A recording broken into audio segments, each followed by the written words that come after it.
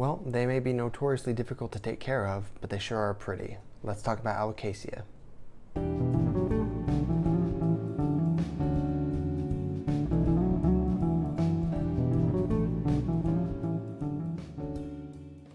What's up, fellow plant enthusiasts? My name is Dylan Bain, and this is Bain's Botanicals. Today, we're going to be talking about Alocasia.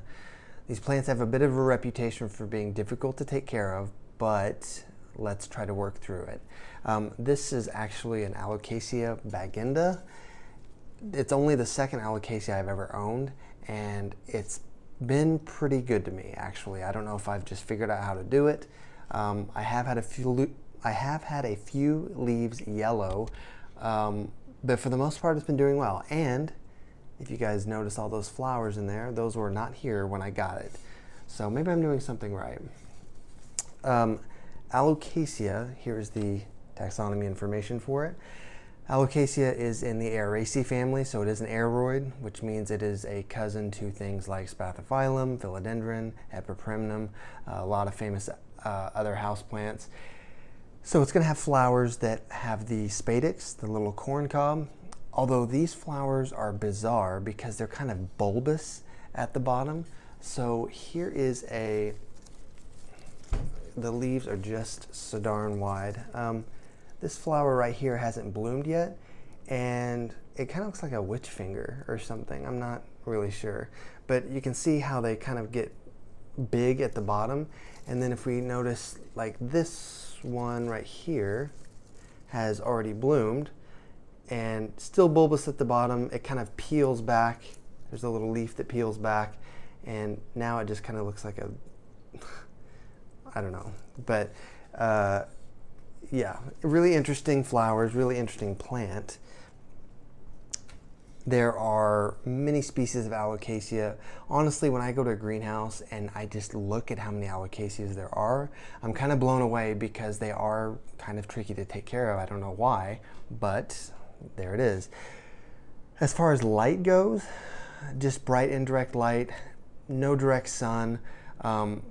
I've had mine under a grow light and it's been doing just fine. It hasn't scorched or anything, so they can definitely take that bright light, but just no direct sun. They're not a low light plant. They need that light. Watering, the soil needs to stay kind of consistently moist. You don't really want it to dry out all the way, or they will start to droop, and you'll start to get some yellow leaves. I think that's why mine actually got yellow leaves, was because I skipped a watering, or maybe I was behind a few days, and it just didn't really like that. But just a consistent watering schedule and making sure it doesn't dry out all the way, and you should be okay. Soil, I just use a houseplant soil. It doesn't have to be anything special. It does need to be draining. You don't really want moisture retention necessarily, but just regular soil, maybe a little bit of perlite for drainage. Humidity, because, well, you know, honestly, I think humidity is pretty important for these guys because they do suffer when the air is too dry. At least that's what it's been in my experience. So I do have a couple humidifiers. I've actually got mine going today.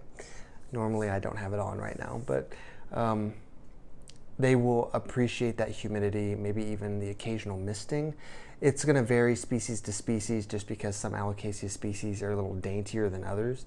But yeah, this one's pretty hardy. I would recommend this one. This is, like I said, is a baginda. I think I've also heard it called a green dragon is a common name. Fertilizing, just bi-weekly fertilizing during the growing season, and then in the dormant season, don't fertilize it at all. So kind of late fall to early spring. Other than that, I'm noticing I've got some baby leaves coming out. So I don't know, I think this one seems pretty reliable to me. If you're gonna try an Alocasia, this is maybe a good one to start with. But yeah, let me know what your experience with Alocasias are. I think this one, if I'm not mistaken, made my top 5 hardest plants list just because they're kind of tough. Not to be confused with Colocasia, which are kind of the rainbow leaf plants that are really more, I think they're really more outside than they are inside. But yeah, let me know what your experience is. Share some pictures, share some different species that might be good for starters, or some that might be too difficult.